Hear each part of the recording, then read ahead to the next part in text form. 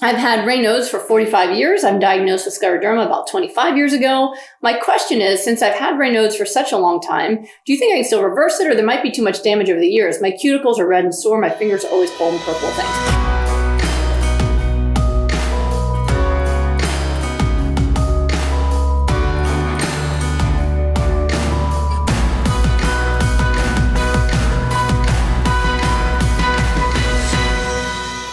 So, Annette, great question. There's a lot of variability in the response to Raynaud's. So if you're in our Smoothie Shred group, we've had people in the Smoothie Shred group post pictures like, look, my Raynaud's is gone, right? Which is exciting. And other folks I work with, their other symptoms go away long before the Raynaud's does.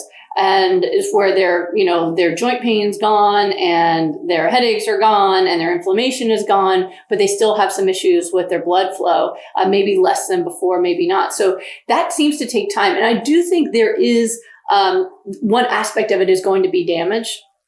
Right. So Raynaud's comes from a lot of different things, right? So it can be inflammation of the blood vessels that prevents proper blood flow. It can also be clotting, right? So I had pretty bad Raynaud's for years where my fingers would turn white and dead. Like I couldn't feel them. And when I had to massage them to get blood flow back, it would burn and hurt. It was frostbite. I mean, I literally lost all blood flow. It would happen in my feet too. Remember, my college boyfriend used to massage my feet to get the blood flow back when we would have to take a walk outside because my toes would turn dead white.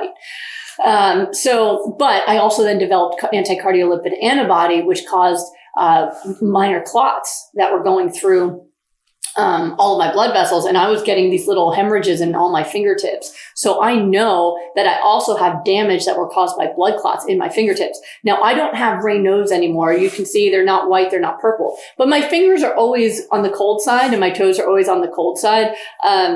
That's just what it is. You know, my husband will tell you that I'm always shoving my toes against the back of his knees in bed.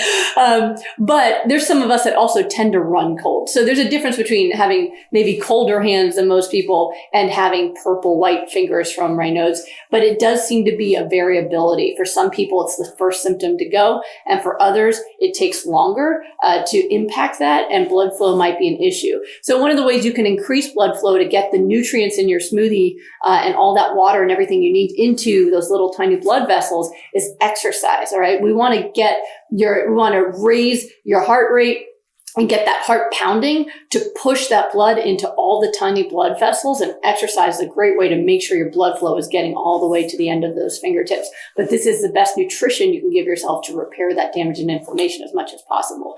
I mean, the redness and soreness I would expect to go away. I don't want you to have open sores, things like that. You should be able to heal things like cuticles, all right, even if you still have colder fingertips.